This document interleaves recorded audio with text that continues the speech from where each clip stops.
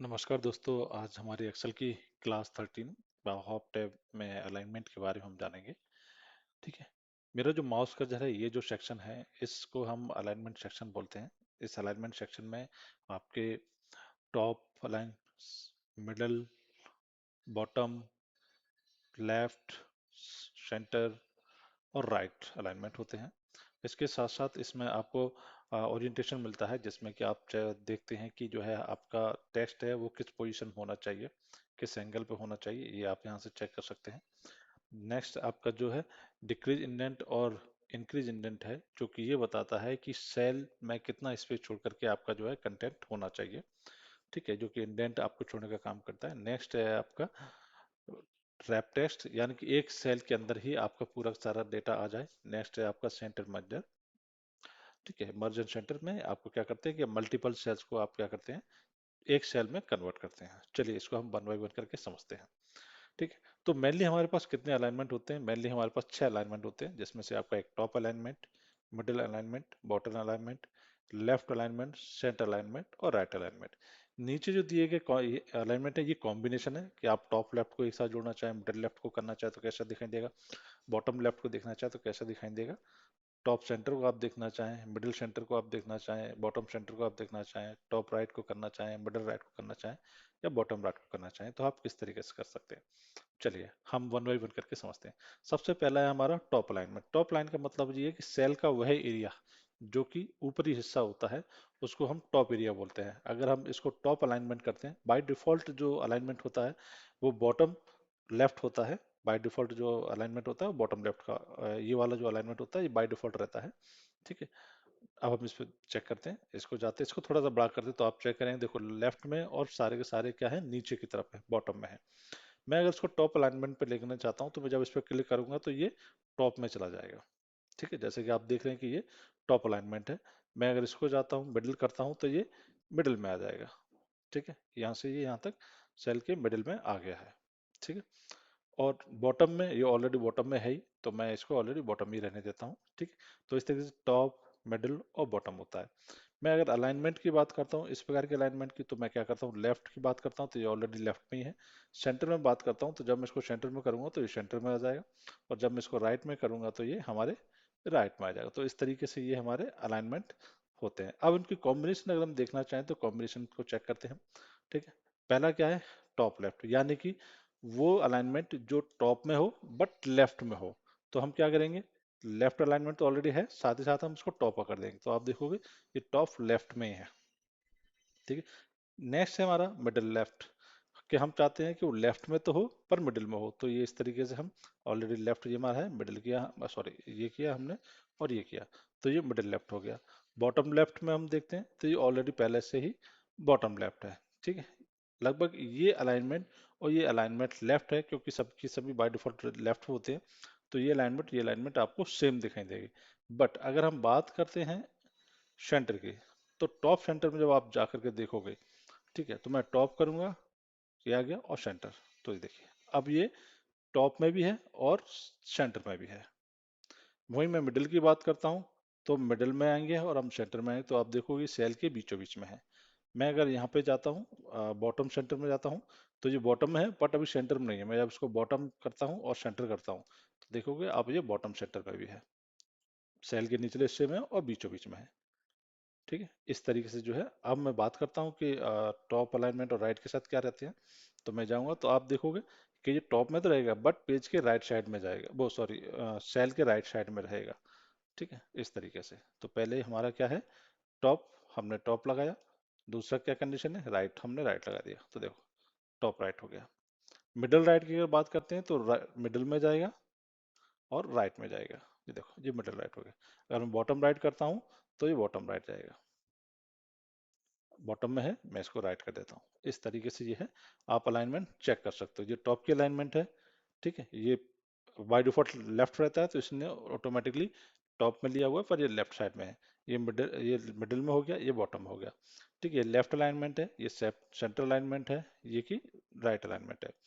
जो top left है, क्योंकि हमने बाय डिफॉल्ट लेफ्ट रहता है तो इसमें हमने टॉप लेफ्ट को दिखाते हैं, तो ये टॉप लेफ्ट है। ये मिडिल लेफ्ट है, ये लेफ्ट साइड से अलाइनमेंट लिया है और सेल के बीच में है। और ये बॉटम में है, बॉटम लेफ्ट में है। ठीक है, ये हमारा टॉप सेंटर है, ये हमारे टॉप एरिया में आया है और बीचों बीच में आया है। ये हमारा मिडिल सेंटर है, यानी कि बीचों बीच में है, ऊपर से नीचे, लेफ्ट और राइट से, दोनों के बीच में है। ठीक है, ये बॉटम सेंटर है, यानी कि सेल के नीचे है और बीचों बीच में है। ये हमारा टॉप राइट है, यानी कि टॉप में है और राइट साइड में है। ये हमारा बंडल राइट है, यानी कि मिडिल में है और राइट साइड में है। ये हमारा बॉटम राइट है, यानी कि नीचे है और राइट साइड में है। ठीक है, तो ये तो थे हमारे अलाइनमेंट। चलिए अब हम इनको क्या करते हैं, हटा देते हैं नेक्स्ट चीज के पढ़ने के लिए। ठीक, ये हमारे अलाइनमेंट है। चलिए अब नेक्स्ट हम बात करते हैं कि नेक्स्ट हमारा क्या है, ओरिएंटेशन। ठीक है, कि हमारा जो सेल में जो डेटा लिखा है वो किस तरीके से दिखाई देना चाहिए। मैंने सपोज किया, मैंने लिखा यहाँ पे गजेंद्र। ठीक है, मैंने यहाँ पे लिया हुआ है। अब मैं चाहता हूँ कि ओरिएंटेशन किस तरीके से दिखाई दे। इस तरीके से दिखना है मुझे वर्टिकल, सॉरी मैं इस पे क्लिक करता हूँ। मुझे वर्टिकल देखना है तो वर्टिकल टेक्स्ट देखो इस तरीके से हो जाएगा। मैं इसको बड़ा करके देखता हूँ,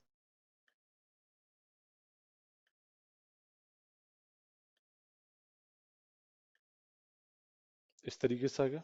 और मुझे इसका अलाइनमेंट सेंटर में करना है तो मैं इसको सेंटर अलाइनमेंट कर लेता हूँ।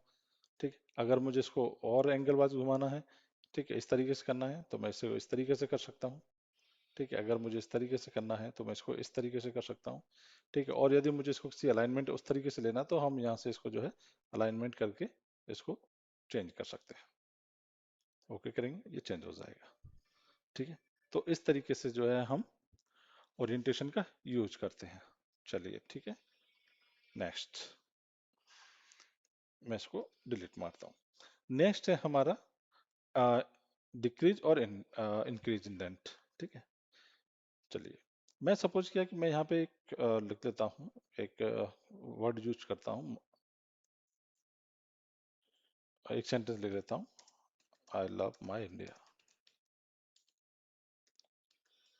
ठीक है, ये मैंने वर्ड लिखा। बाय डिफॉल्ट आप देख रहे हो कि बॉटम लेफ्ट से ही स्टार्ट हो रहा है। अगर मैं इसको कुछ इस तरीके से दिखाऊं तो आपको क्या दिखेगा कि लेफ्ट साइड में है और ये बॉटम है, जो कि बाय डिफॉल्ट इसकी पोजिशनिंग है, जो कि एक्सेल हमें प्रोवाइड कराता है। अब हम चाहते हैं इसका लेफ्ट इंडेंट हो। ठीक है, तो मैं अगर इसको लेफ्ट ऑलरेडी पहले से ही है तो मैं इसको और ज्यादा लेफ्ट नहीं कर सकता। ठीक है, ये जो एरो का साइन बना हुआ है जो कि डिक्रीज इंडेंट दिखा रहा है, जो कि एरिया को छोड़ने की बता रहा है, हमारे पास ऑलरेडी पहले से ही ये लेफ्ट है तो हम इसको और लेफ्ट नहीं कर सकते, बट हम इसको राइट कर सकते हैं।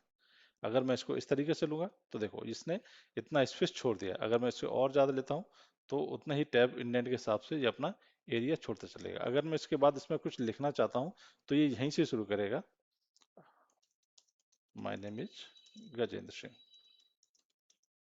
ठीक, तो ये होता है हमारा इंडेंटेशन। ठीक है, जो कि हम क्या करते हैं, एरिया वाइज इसको जो है छोड़ देता है कि हमें लेफ्ट से कितना एरिया छोड़ना है। और यदि मुझे इसको वापस लेके जाना है तो मैं फिर से लेफ्ट इंडेंट करूंगा, ये। ठीक है, ये हमारा डिक्रीज इंडेंट है जो कि लेफ्ट के लिए जाता है। ये हमारा इंक्रीज इंडेंट है जो कि हमारे राइट के लिए जाता है, राइट के लिए मूव करता है। ठीक है, चलिए नेक्स्ट हम बात करते हैं, एक बार इसको हम डिलीट कर देते हैं। ठीक है, बाय डिफॉल्ट हम एक सेल लेकर के आते हैं जो कि हमारा सेल का चलिए इधर साइज होगा।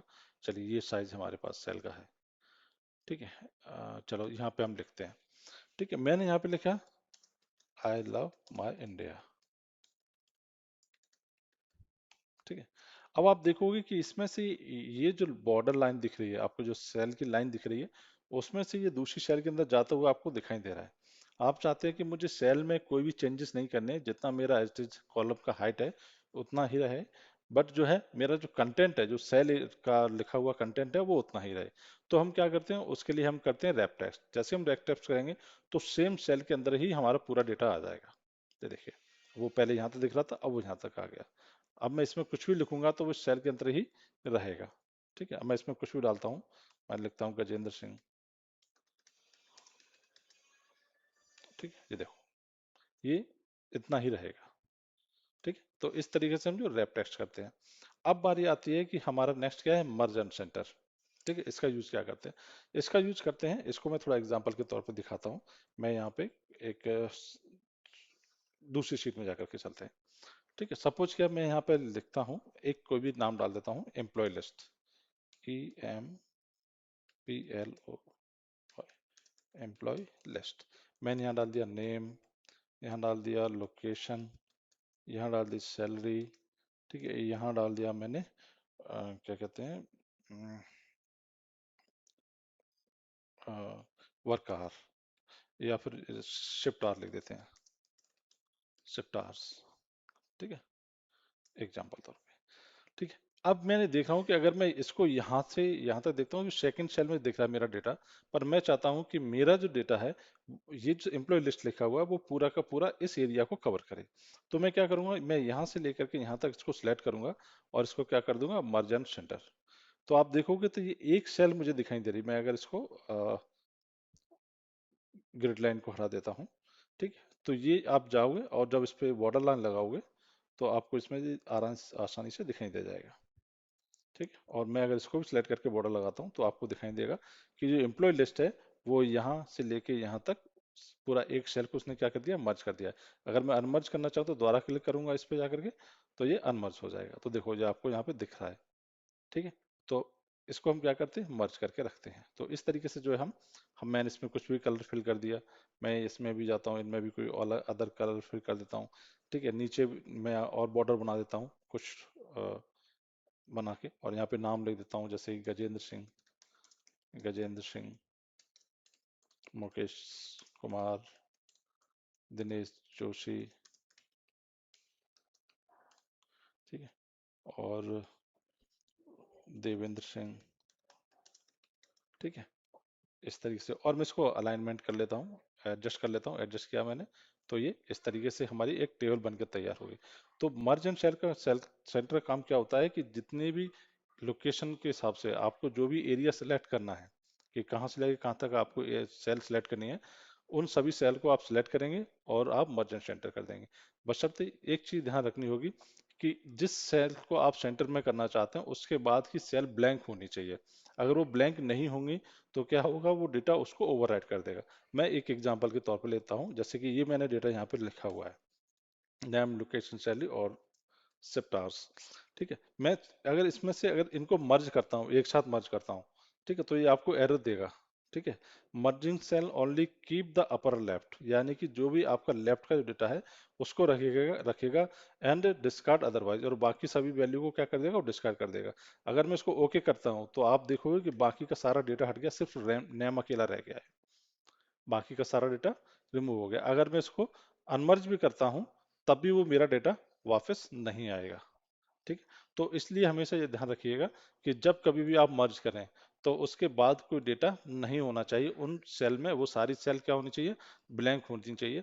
और या फिर अगर डेटा है, अगर वो आपको इस्तेमाल में नहीं है तो आप उसको ओवरराइट कर सकते हो। ठीक है, तो इस चीज को ध्यान रखने के लिए आपके लिए जरूरी होगा कि जो है सेल को जब आप मर्ज करते हैं तो बाकी की सेल ब्लैंक होनी चाहिए, और जो लेफ्ट में जिस सेल को आपने सेलेक्ट किया हुआ है सिर्फ उसी सेल का डेटा जो है आपको मर्ज में दिखाई देगा, अदरवाइज बाकी के सारे डेटा डिलीट हो जाएंगे। ठीक है, तो आज की क्लास में इतना ही। Thank you.